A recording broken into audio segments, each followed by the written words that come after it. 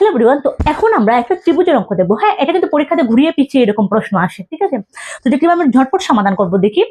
এখানে কি বলা হয়েছে, একটি ত্রিভুজের দুইটি কোণের পরিমাপ 35 ডিগ্রি ও 55 ডিগ্রি। ত্রিভুজটি কোন ধরনের ত্রিভুজ? আচ্ছা, একটা ত্রিভুজ দেখি। আমরা কি জানি, ত্রিভুজের যে কোনো দুই বাহুর সমষ্টি তৃতীয় বাহুর সমান, বা ত্রিভুজের তিন কোণের সমষ্টি দুই সমকোণ। ত্রিভুজের তিন কোণের সমষ্টি দুই সমকোণ। দুই সমকোণ মানে কি? 180 ডিগ্রি। ত্রিভুজের তিন কোণের সমষ্টি দুই সমকোণ। দুই সমকোণ মানে 180 ডিগ্রি। এখন একটা কোণের মান 35 ধরে আমরা, এটা 35 এবং এটা 55।